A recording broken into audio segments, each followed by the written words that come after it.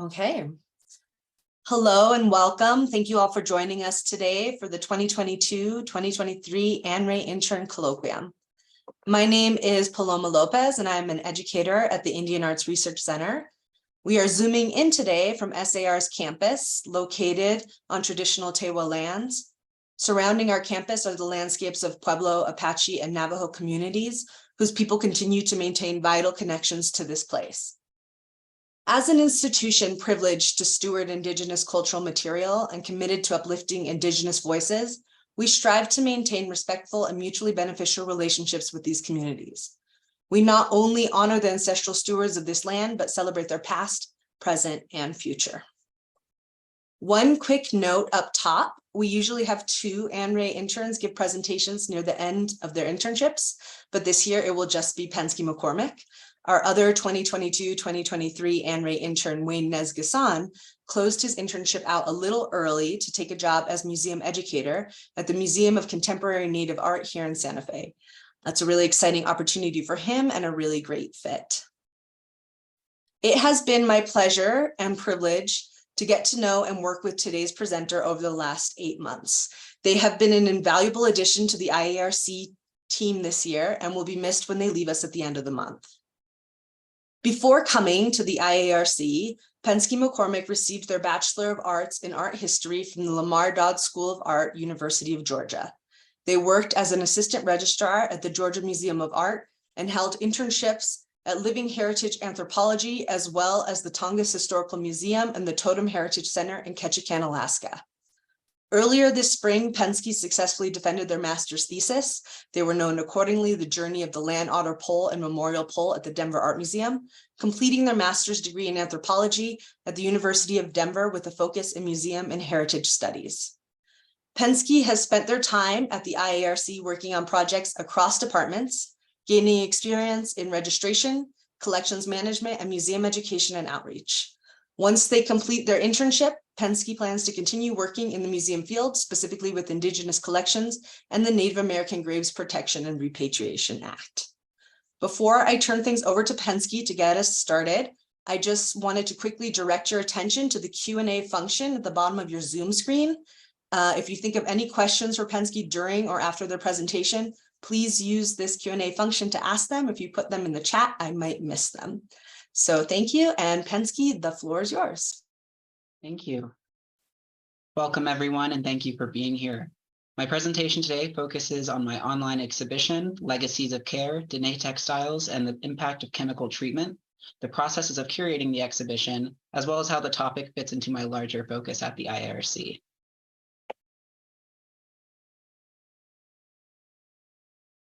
In addition to living and working on Okapoge-Owingeh, I am also a master's student at the University of Denver, which is located on the traditional lands of the Arapaho, Cheyenne, and Ute tribes. I also have lived and worked on my thesis research in Ketchikan and Saxman, Alaska, which are located on Tlingit Ani, or Tlingit land, in the traditional lands of the Tontaquan and Sanyaquan, also known as the Tongass tribe and the Cape Fox tribe. To start with a little bit more about myself, I use they, them, theirs pronouns. I identify as non-binary and transgender. Like Paloma said, I'm a graduate student at the University of Denver. My thesis, which I defended at the beginning of April, concerns two Kaigani Haida, or Alaskan Haida, totem poles at the Denver Art Museum, the land otter pole and the memorial pole. The thesis examines how the poles have been viewed and cared for throughout time, including a pole raising ceremony conducted by the descendants of the carver of one of the poles, as well as the traditional caretaker of both of the poles. Here's a picture from my thesis defense with my advisors, Dr. Christina Krebs on the right, and Dr. Kelly Fayard, Porch Band of Creek Indians on the left, both of whom have been huge influences on me in my work. And Kelly was actually an Anne Ray Fellow here at SAR back when the fellowship existed, and she was a huge influence on me pursuing this internship. My focus for my career is on the Native American Graves Protection and Repatriation Act, as well as Indigenous collections care and the indigenization of museum collections management, conservation, and registration practices. I'm interested in these because I feel that the more public-facing aspects of museum work, such as curatorial practices and education, have been focused on a lot in terms of decolonization and indigenization of museums, and that is incredibly important.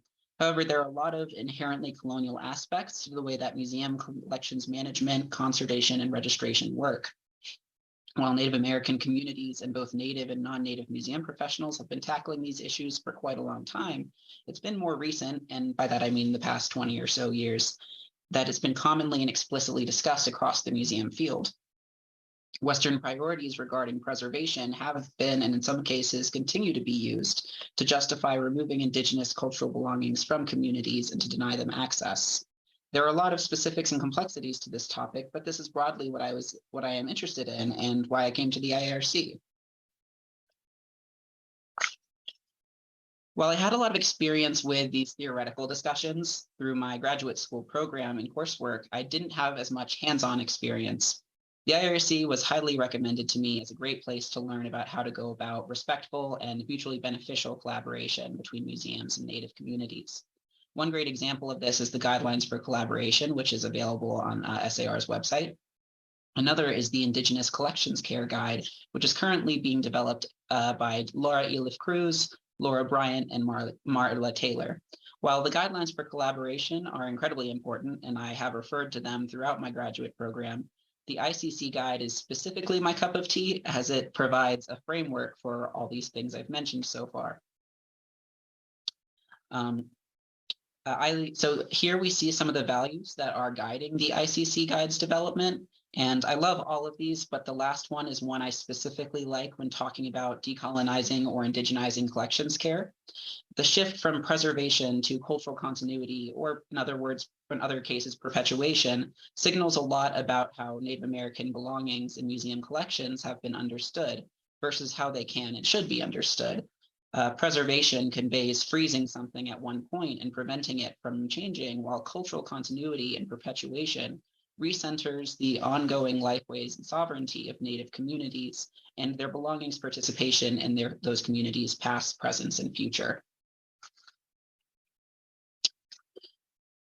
For the exhibition, with all my focus on collections care, as I'm sure you can imagine, the idea of curating an online exhibition was very daunting to me. I do not have a curatorial focus, and while I can do it and never want to avoid challenging myself, curation is not a type of thinking that comes very naturally to me. In thinking about an online exhibition, I've settled quickly on the topic of pesticide residues in museum collections. I wanted to discuss chemical treatment, its ongoing impacts, and what is being done about it. I'm also very interested in what motivated it and how it fits in with the logics behind preservation. However, I wanted to stay away from speaking for Native communities or individuals, and I wanted Indigenous perspectives regarding chemical treatment to be at the forefront of the exhibition as much as possible. The timeline for the exhibition was too short to feasibly do a full-blown community curated exhibition. Museum educator Olivia Amaya Ortiz recommended that I be put in contact with Venancio Aragon, who is a Diné weaver, as well as the 2020 Roland and Mary Ella King Artist Fellow here at SAR. So she put me in contact with him, and he graciously agreed to participate.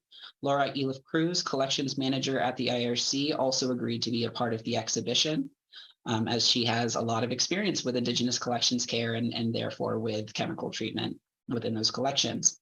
Neither of those people were intended to speak for everyone, but to offer their personal thoughts and experiences as a way to think more deeply about the issue. So as an overview of what was done in terms of chemical treatment, throughout the history of museum collections, pests have been a pressing threat. Prior to the widespread implementation of climate-controlled environments, airtight containers, etc., there were not a lot of accessible ways to physically keep pests out. Chemical treatments as prevention were discussed in museums as early as the 18th century and become more common as museums are solidified as institutions in the 19th century. They were integrated into museum practices with the specialization of the field of conservation around the beginning of the 20th century. They remained in practice until the 1970s when chemicals began to be banned. Pesticides were cheap, effective deterrents to pests, and in many cases did not alter the appearance of the treated materials. Museums, and indeed most people, understood very little about how dangerous the chemicals could be. Here are some listed different chemicals that were popular at different points in time. You can see on there is hydrogen cyanide, which was used in fumigation chambers at the British Museum. So a lot of very toxic treatments that were very widely used. Chemical treatment was understood as part of the day-to-day housekeeping of museum collections, and in some cases, museum staff did not even make a record of if, when, or how a belonging was treated. It was just very normal.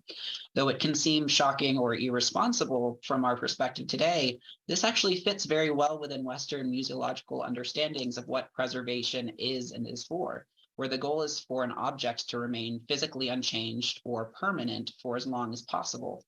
While in the case of the IARC, the intention was for Native artists and communities to be able to learn from the collections, in many cases, this practice was also coming from the perspective of salvage ethnography, imagining that Native communities would inevitably disappear. Not only the logic that these needed to be preserved while they still existed, but there was also no imagining that they would return to communities or return to being used. So the idea of toxic residues being on something wasn't necessarily a pressing concern if it wasn't going to be consistently interacted with.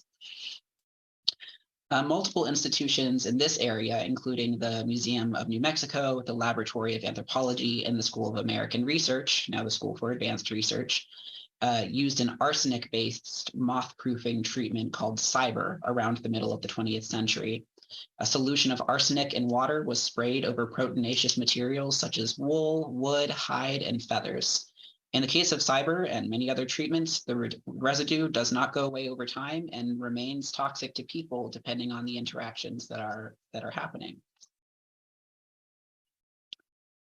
Native and non-native conservators are working to find effective and feasible treatments, but arsenic residue is difficult to remove from belongings without affecting them physically. Some examples of conservators who are working on this are Jay Anderson, who is also Diné, and Nancy Odegaard. Though they are by no means the only ones. Tribal communities may ultimately decide to leave the residue on the materials, even when treatments to remove it are possible, because there is always a risk of physically affecting the material, and that might not be what the community wants. When researching cyber residue in the textiles at the IARC specifically, they tested textiles using X-ray fluorescence, or XRF testing, and had surfaces evaluated by an industrial hygienist. The results showed that the arsenic residue only really cross-contaminated between different surfaces with repeated exposure over long periods of time. So whenever visitors come to interact with textiles, or whenever we interact with textiles, they provide Tyvek coats and nitrile gloves to visitors, nitrile gloves, and then hand washing before and after handling helps to minimize potential risk. While these safety precautions at the IARC were once required, they are now recommended for Native artists and communities connecting with their cultural belongings. The IARC provides safety information, and it is up to the artists and communities to decide for themselves how they would like to interact with them. Despite pesticide residue being a widespread issue in museum collections, it was not widely addressed or discussed prior to the 2005 publication Old Poisons, New Problems, a museum resource for managing contaminated cultural materials. And I recommend this absolutely as a resource for anybody who wants to know more about this topic. Many of the conversations were prompted by NAGPRA and by repatriation, when repatriated belongings were found to have chemical residues present. I will not go into this topic too specifically here, as there are many other accounts by tribal communities about this issue and experience. However, it is important that museums research the history of pesticide use in their collections and institutions to be able to fully inform communities when repatriated belongings may be contaminated, which is also required by NAGPRA. Museums should consult with affiliated tribes prior to any direct testing on belongings, as testing can be invasive or otherwise inappropriate. The type of chemical, the levels of exposure, and the tribal end use for repatriated belongings all affect what is suitable. However, there may be approaches that mitigate those risks while allowing the end use. It's just kind of on a case-by-case basis. As it is discussed more, museums and communities must have difficult conversations about the best way forward, It is the community's decision how repatriated belongings with toxic residues should be handled, and museums' responsibility to support that decision in whatever way the community determines is appropriate. So all of this research is well within my wheelhouse. It was an expansion upon ideas I had already studied in my graduate school program and ideas central to my thesis research.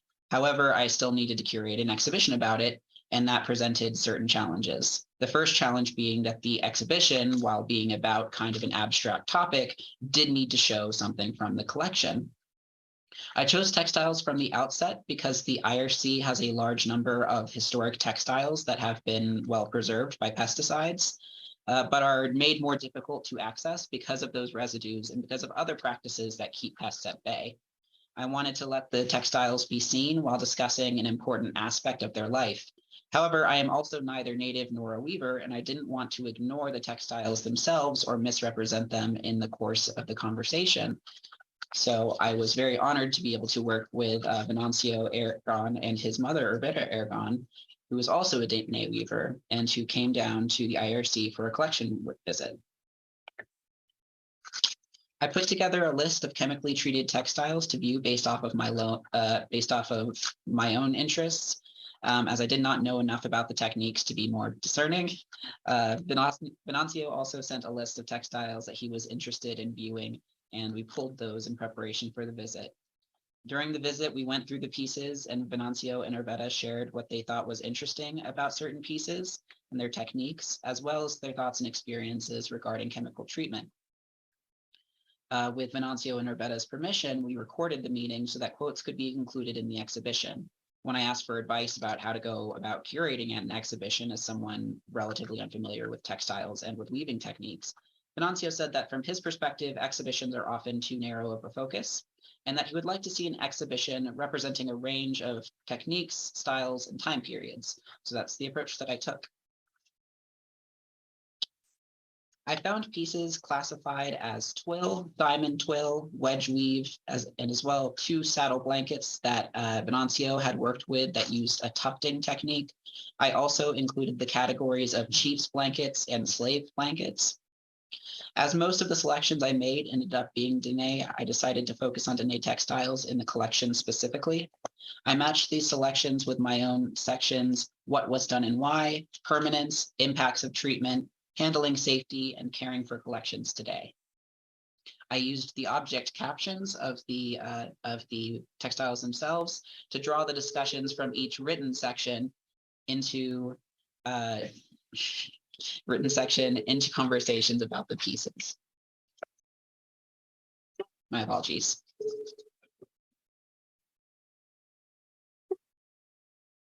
Sorry about that. I used the object captions to draw the discussions from each written section into conversations about the pieces and placed quotes from Venancio and from Laura throughout. I won't list all the quotes from Venancio here, but I will say that this one is one of my favorites. When he was summarizing his feelings about chemically treated textiles specifically, he said that he understood the utility of it and that it did keep textiles physically preserved and therefore available to be learned from now when they otherwise might not be. But as the quote here says, on the other hand, I think it's a little discouraging to not be able to interact with the textiles as fully as one might want as a weaver, to touch and feel the textures of the wool and yarns used, to get close.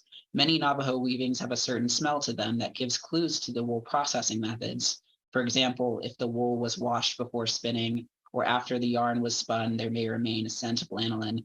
Maybe Navajo people today will smell a textile to gather information from the piece by their senses. The smell of textiles may trigger memories and information a weaver has, and that's one detriment to pieces that have been treated. We don't get to fully interact with them. His reflections summarize many of the complexities surrounding this. Ultimately, pesticides did what they were meant to do.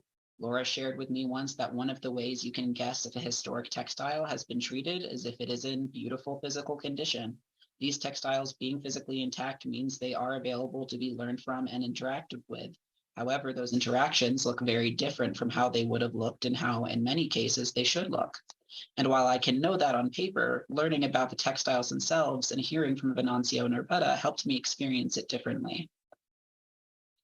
So now I'm going to briefly go through the selections that I made, which was a total of 16. These are the pieces that I chose representing the twill technique, which include a saddle blanket, a blanket or manta, and a shoulder blanket. A diamond twill, which include a saddle blanket and 2 rugs. Wedge weave, which are all either blankets or rugs. And then the 2 saddle covers, which use the tufting technique, which uses individually dyed pieces of churro wool. Chief's blankets, and representing the 3 phases of Chief's blankets throughout time. And 2 slave blankets.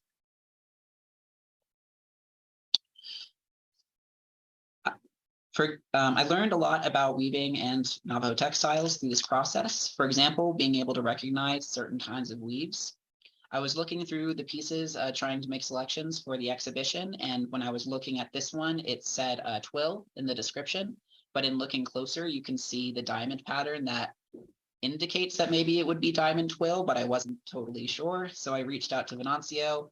And after I sent him some detail pictures, he confirmed that he thinks that it is diamond twill on the solid portions. And then there are other sections that are not solid that use a tapestry weaving technique. IAFT 6 uses wedge weave, which is also referred to as scalloped edge weave, lightning design, pulled warp, overstuffing, knock warp, and lazy weave. You can see that the weft yarns that are woven diagonally across the warp yarns pull the warp yarns into the diagonal lines. So maybe you can see here where they are straight on the on the non-patterned portion. And then whenever you get up into the zigzags, they are pulled in different directions. It's also SAR 1999-11, which had a note in the description field of the TMS catalog of one of the oldest Chief's blanket, one of the earliest of Chief's blankets, very famous piece. They were, I learned they are called Chief's blankets because though they are Navajo textiles, they were popular in Plains Native communities. And that combined with the fineness of their weaves created the idea that chiefs wore them. However, they could be worn by anyone. They were not solely worn by leadership. And finally, I want to stop for a moment on the subset of slave blankets. The blankets referred to as slave blankets were woven by Diné women enslaved in Spanish colonial households and forced to weave. Their captors wanted textiles that met market demands, so the weavers incorporated design and color elements from Rio Grande or Southwest Hispanic textiles. H.P. Mera used the term slave blanket in a 1939 pamphlet, but it is unclear if it was in use prior or if he coined it himself. It is now a commonly used term for this blanket type, but the reality of it isn't discussed as frequently as the term is used.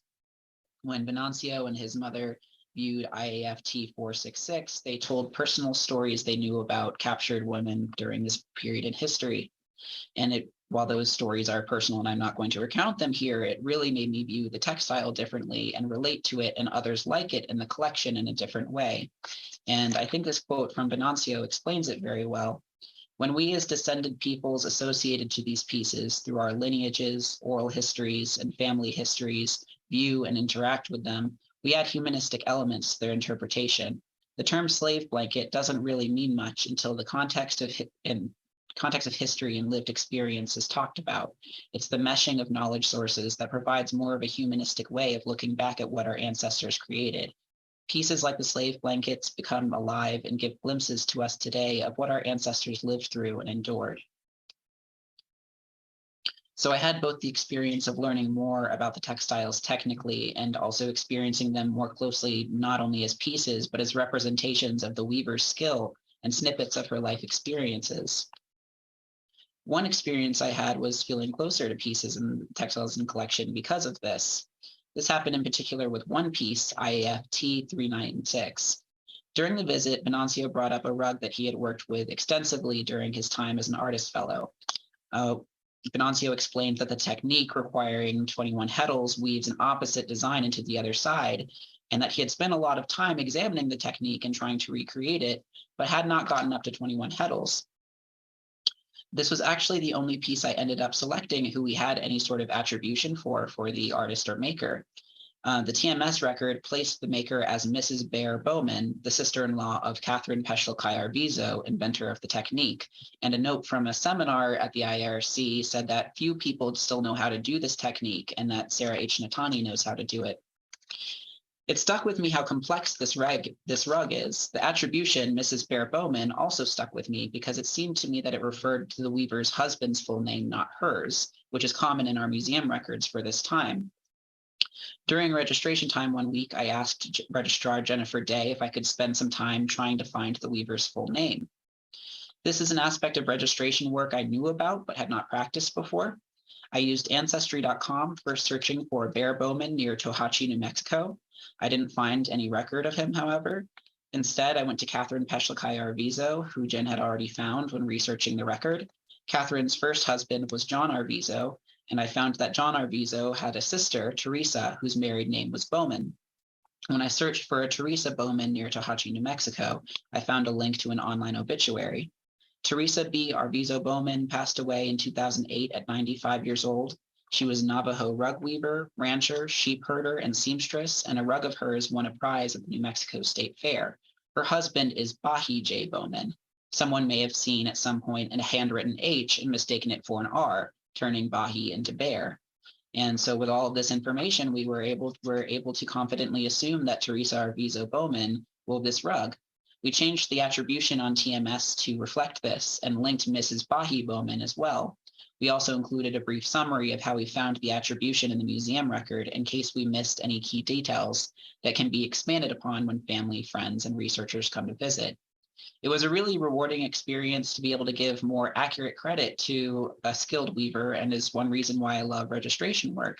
The plethora of record keeping, data entry, and cataloging, though it can be dry compared to some other aspects of museum work, on top of many other things, helps keep artists and makers linked to their creations. Olivia also helped me film and put together a reel for social media, briefly going over this process, and the response to that was really rewarding. So my reflections after curating this exhibition and putting it all together was that a number of things was that I learned more about chemical treatment and how it was being addressed and the complexities within it, as well as some alternative solutions that are being discussed and brought up by those in the field. I felt an increased understanding of textile collections at the IARC, as well as weaving techniques and the significance of those weaving techniques. I got practice explaining complex topics in accessible and engaging ways. And I felt that increased sense of connection to the collections themselves and to the individual pieces that I worked with. And finally, I felt a willingness to take risks and push my comfort zone. Like I said, it was really daunting going into trying to curate an online exhibition as somebody who does not have a curatorial focus. But it really felt rewarding at the end of the process and made me feel more inspired about the process or the potentiality of in taking on more projects like this in the future.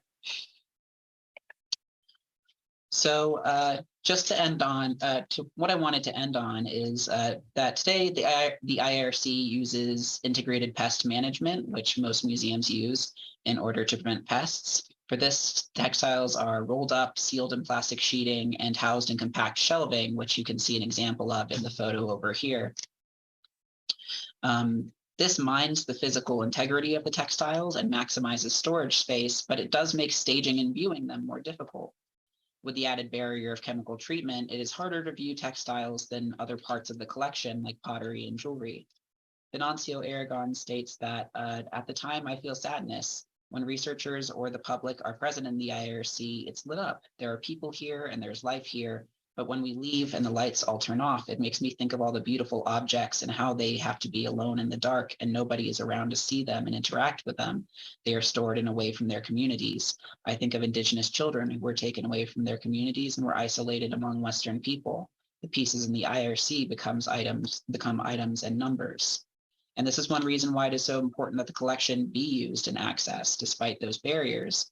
Laura Elif Cruz reflects that this collection is a living, breathing collection, and it's important for our collection at the IRC to be a working collection. It's so important when you get that gasp when you walk in, and some people are just connecting to their family history or to their community, and sometimes a lot of these art forms may be lost. So I think a collection to handle it keeps it alive and not static. and to be utilized is really important. You can feel that presence.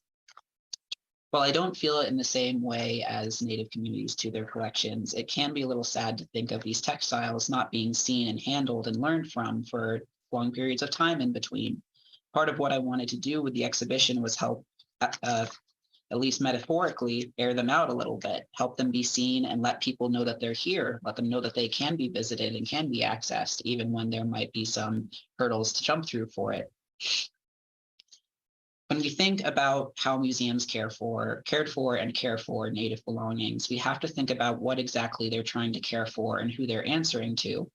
One perspective that's very important to me is that museums' relationships to collections is really about their relationship to people, and this exhibition helped me both learn and practice that belief. So here are my references for this presentation, including some really great resources.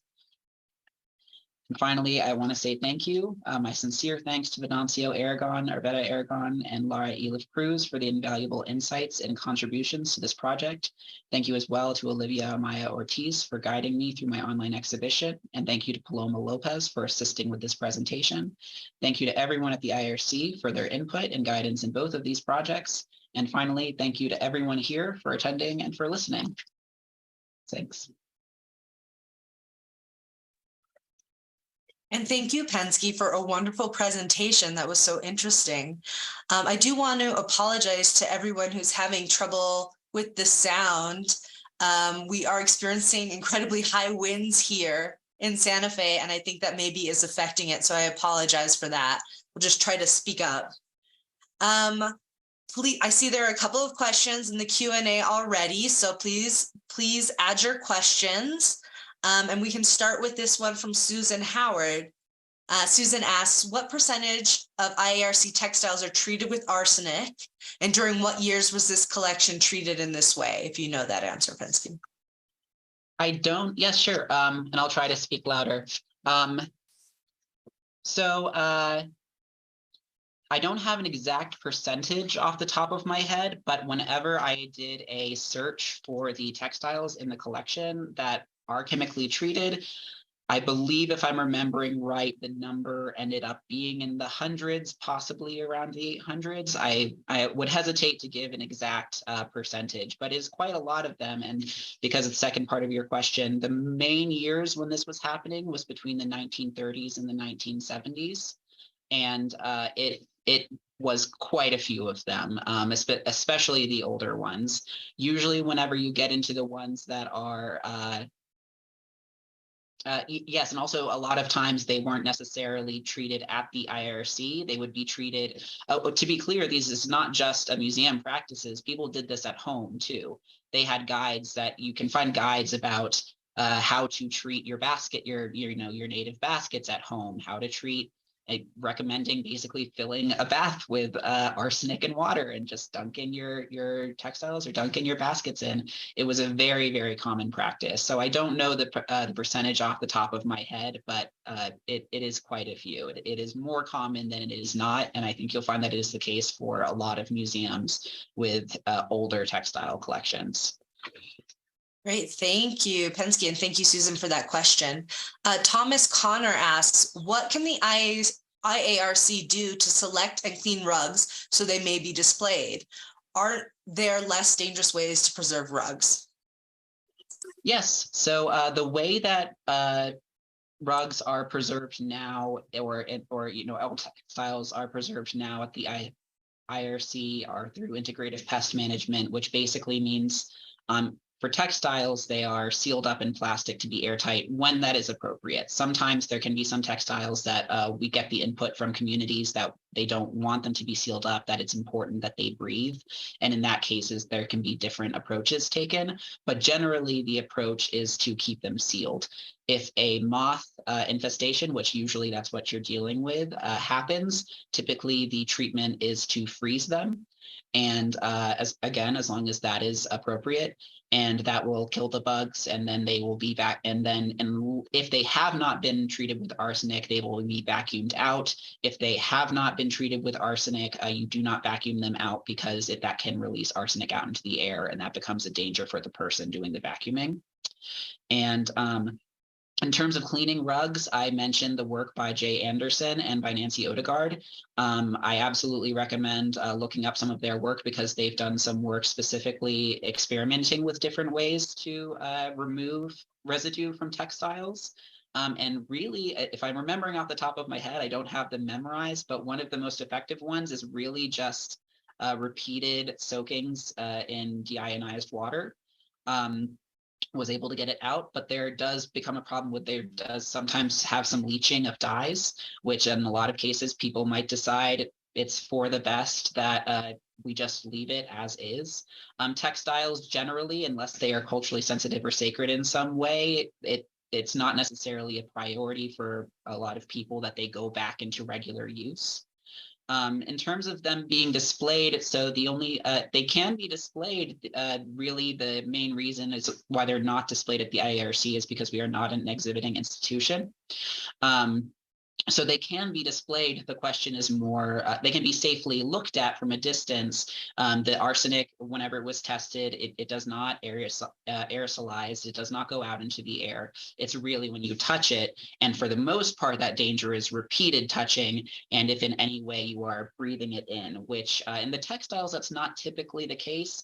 There are other belongings and sadly, in many cases, repatriated belongings or culturally sensitive belongings that would otherwise be interacted with around the face, that would be dangerous to do depending on the levels of exposure if you kept it up near your face. So for the most part, the range at which you would be viewing a textile, if it was not, behind plexiglass, would not be dangerous for it to be on display. The main reason why these are not on display here is because we are not an exhibiting institution, so they get seen whenever they are brought out for people who come to visit. So yes, did I answer all the parts of that question? Yeah, I think you did. Yeah. Okay, great, thank you. Miriam Kohler asks, when did arsenic treatment end? So it mostly ended around the 1970s, kind of stage by stage, because individual chemicals had to be banned. So they kind of went out of practice as the specific chemical that was used in that treatment itself began to be banned. But also one problem that is run into is that some people, if you're in a museum and you've been practicing certain things for a certain way, it might take a while for the news to come in that this is dangerous, and it might take a while for somebody who has been working in that museum for 20 years, has one way that they've always done things. They might have continued to use the treatments for after they were banned. So it is really sporadic. It depends on the institution, depends on kind of the staff knowledge and culture surrounding that, when things really kind of fell out of practice. Usually around the 1970s is what you're looking at. Some of it pushed into the 80s. Some people, there are some museums I read about where they never took on certain chemical treatments because there was some knowledge of the toxicity and they didn't think it was worth the risk. But generally, those are the dates that you're working with. Thank you. Thank you for your question, Miriam. Anne Morton asks, what are possibilities to make more rugs available for online curation? Oh, goodness. I mean, I believe, I will be heading out here fairly soon, but as long as we have high quality pictures of them, there's not too many. Yeah, okay. I'd say the main barrier to making rugs available is getting them photographed. It can be a really laborious process, photographing textiles, because of the physical processes of taking them out, unrolling them, getting them photographed, rolling them back up, taping them back up, and so on and so forth. And then if they are also treated, there's all these, safety precautions that we want to put in place. And a lot of the textiles are photographed with very excellent pictures, but then there are some that are not. So for example, the Chief's blanket that I showed, that was one of the oldest Chief blankets. One of the reasons I picked that one and really wanted to show it is because the picture that it had was really terrible. And that's just because, it's a collection of over 12,000 pieces. Sometimes the photos are very old, so we need to update them whenever it's possible. so that picture was not very good. So I really wanted to get one of those high quality, like beautiful photos of it. So I would say that's probably like one of the barriers to online curation of more textiles. But as long as those photos are there, it seems to me to be perfectly possible. If other interns or other people in the future want to take on that project, I think it's absolutely possible and would be a fantastic way to let people know what's in the collection. Great. Thank you, Anne, for your question. Kate Compton Gore at us first, she says, wonderful presentation. And then she asks, have you experienced any repatriation work with chemically treated belongings?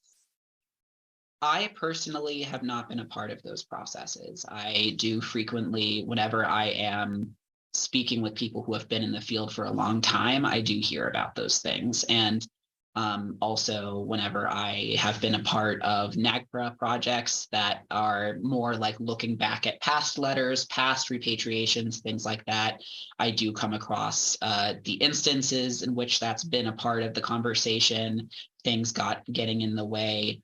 But I personally have not been a part of it, and but whenever I hear about it, it is a really interesting topic, and it's obviously very heavy for the community to kind of bear that news and that knowledge and what to do about it. It also comes from the people who I talk to who are non-native and working with those processes, also seem to kind of carry it very heavily too, like whenever they realize that this is going to be a part of the conversations going forward, and there's so little knowledge of not so little knowledge, but there's now there are, but way back whenever repatriations first started happening, just so little tools about how to move forward and what to do whenever everyone was kind of just breaking new ground regarding that. Thankfully, now there's a lot more work being done. There's a lot more resources. There's a lot more tools.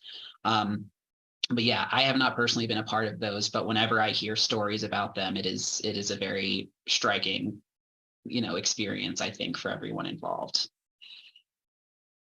Thank you, Kate. Thomas Connor says they understand that the Durango collection requires all of their rugs to be displayed and that all arsenic has been removed. Have you heard of that? Are you aware of that? Or is that I have not come heard across? Of that. That sounds interesting.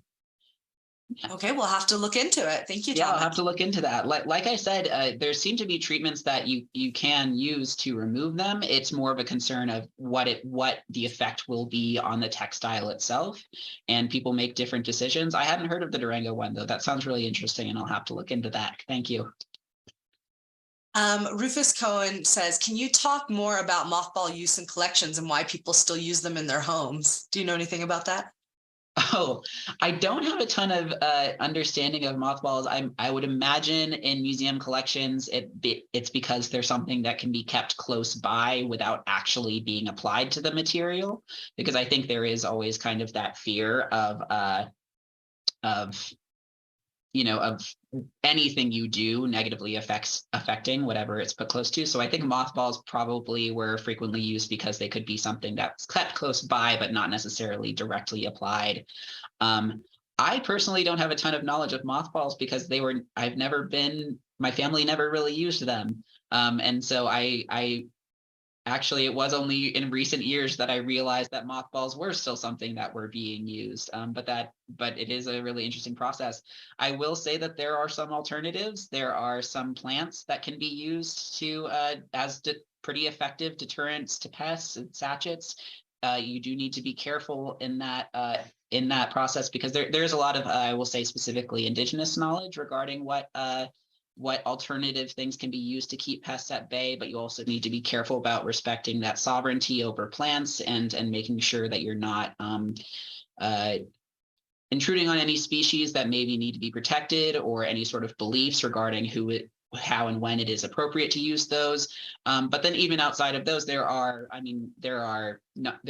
forms of cultural knowledge the world over about dried plants that can be sewn into sachets or sachets and kept in clothing. So I would say that that's a good thing to look into as a alternative to mothballs. But they're not something I'm incredibly familiar with. Okay, great. I have a question for you. I noticed that throughout your presentation, you refer to textiles as belongings and not objects. I was wondering if you could talk a little bit about why you made that choice. Right. So there are a lot of different perspectives regarding this, but the main root of the issue is the words of objects or artifacts conveying an animacy or conveying or in some way kind of construing them as scientific specimens or something that is just a thing, that is not the way that in many cases the world over Indigenous belonging should be understood. Now, belongings is not a perfect term. It's kind of a catch-all term because in some cases what you may be looking at in collections may be understood as sacred beings, or they may be understood as alive in some way, or or even if they are not understood that way, it may just be considered inappropriate to not to consider them as just an object when there's so much more to them, and also concerned that these terms disassociate them from their communities, which they should be understood intrinsically within the context of. So belongings, I believe, was suggested by Jennifer, or has been written about by Jennifer Kramer about the UBC Museum of Anthropology. That's the term that is used there as conveying that they are intrinsically belonging things to the community, that they still belong to those communities, and also trying to removing a little bit of that level of animacy or that kind of scientific overview to them. Now, that is not a perfect term. Overall, you should refer to things by their native name if you know it, or whatever the community tells you the specific name is if you know it. But whenever speaking broadly about museum collections, generally I've heard that for right now, until there's a better suggestion, belongings is kind of a better way to go. Great, thank you. You've spoken about the long-lasting impacts of chemically treated textiles as a once very common museum practice, but could you speak a little bit about museum conservation more broadly, especially as it pertains to Native collections, and how ideas and practices around conservation have shifted in the last few decades? Mm-hmm. Right. So the big thing is that conservation as a field is really based in Enlightenment ideals. So they're really based around the idea of science and the idea that there is one objective way to best know something and to best and therefore in that way best care for it. So what that means for museum collections is if something is being treated as an object, it understands the meaning of that object as being something that is physically encoded within its physical material, and that if that physical integrity is preserved, then scientific methods can be used later, either at the time or later if they're not there yet, to extract or otherwise understand that information. And then those objects or belongings are kind of the primary sources of information about the people and the communities that they came from. And for a long time, that's kind of what the case was, is ethnographic objects were like these first witnesses. And the way that preservation was imagined within this thing of salvage ethnography was that this is the way that those communities will live on. So if we keep them exactly as they are, whenever they come in, then we have the most chance of gathering the most amount of that information. Now, that goes against a lot of different Indigenous communities' perspectives about, for one thing, what belongings are and where the meaning in them is, and therefore how do you care for it. So there may be belongings that need to consistently take part in ceremonies, or else they are not being cared for. There are belongings that need to be that cannot be sealed up entirely in plastic, or it might suffocate them. There are belongings for whom there need to be feeding in the form of cornmeal or tobacco or maybe some smudging. There's a plethora. There's so many different ones, and they're very specific to each community. There's no one way that things are understood as best being cared for, and that's also really important to understand, because also you shouldn't set up it.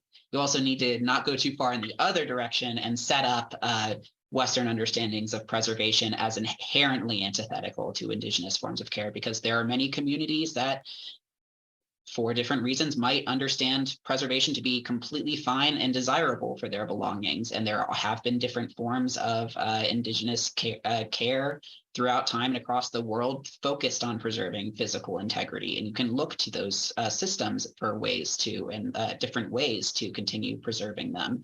And it's just all very case by case basis. So conservation kind of had a lot to deal with in terms of decolonization and indigenization because it is set up so much like a science, because it is set up as this is objective, this is right, this is the answer.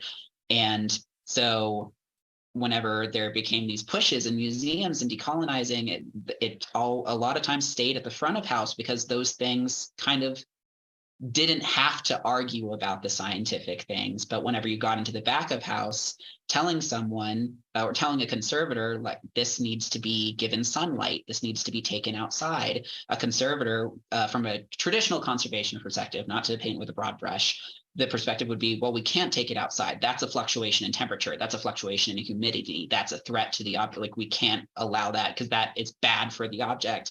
Whereas from the perspective of belonging, this is what it needs to be outside to continue to be cared for correctly. So there have been all these pushes to change those things, and that's partially what the Indigenous Collections Care Guide is about. There's also a fantastic book called Preserving What is Valued by Miriam Clavier that is about First Nations perspective on conservation. And I think a really interesting point that she kind of comes up with about it is the idea of usually it's not either or, because there are some belongings for which they need to return to the earth as well, that the idea of them being preserved goes against their natural life cycle. But in many cases, that's not necessarily the best choice. Both and approach is frequently something that can be worked with, like how can we blend and integrate these ideas about what it means to care for it. And that's something that happens at the IARC a lot. Communities are perfectly welcome to, if they need to perform any forms of traditional care or ask staff to perform any forms of traditional care on an ongoing basis. That's something that everyone here is very open to, and one reason why I was so interested in being here and learning here. But yeah, and then also the other thing that comes out of the book that I think is really, really interesting is rethinking the idea of damage, because whenever communities want to use a belonging, take it out to be used, and have it participate in lifeways, the fear from a conservation perspective is always like, oh, is something wrong? Is like something going to damage it? So one thing that's written about in that book too is rethinking this idea of community use. Like, is that damage, or is that part of the life of the object or belonging, part of its life, part of its natural experiences, in the same way that whenever it came into the collection, you kept it in the exact same way it was then. Allowing that to take place is part of that life. So it's different than a water line in the museum, leaking water, and then that, water damage, that's one thing, but any sort of change to the material that comes from community use, thinking of that differently. So yeah, I think that's kind of, it's a big topic that I really love speaking about, but that's kind of the high points of the question. Yeah. Thank you. Penske, can you say the name of that book you just recommended again? Yes, it is Preserving What is Valued, and it is by Miriam Clavier. It's done in 2002. Thank you. Yes. And I think I'll just end on this question. How do you feel about curation now that you've completed this project and you've had time to reflect on it? Is it something that you think you'd like to do more of in the future? Or is there anything that you've learned from the experience that you think you'll be able to apply to other aspects of your work? Mm-hmm.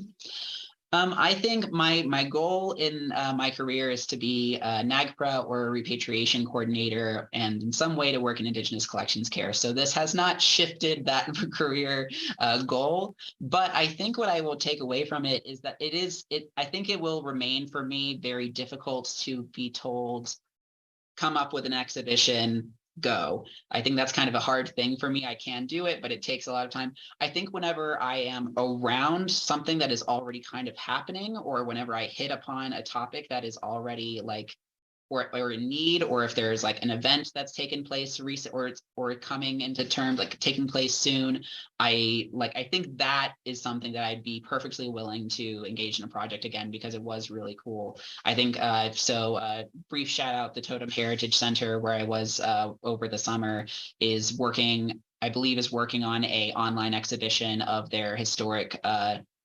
totem poles, and making those available to everybody because of they're coming up on the 50-year anniversary of the Totem Heritage Center. So things like that, where there is like an event or commemoration or some sort of project or things like, or if I notice a need is a strong way to say it, but like an opportunity to make something known that is important, because I recognize that curation is incredibly important and can do all these really interesting things and bring attention and give and generate so much.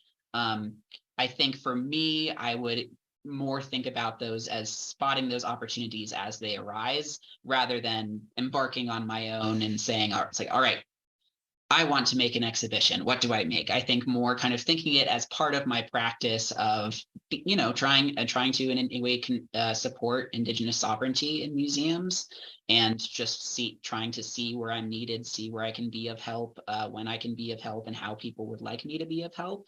I think having this as a tool towards that is really valuable. And then also just in general, I just learned so much about it, and I want to take that knowledge going forward, is that it's not just going to be a lot of work that you're really scared you're going to get wrong. It's also just a great way for you to learn and to practice and to make connections as well. So yeah, hope that answers your question. Excellent. Penske's online exhibition is complete. They have completed it. We're just still working on getting it up on our website.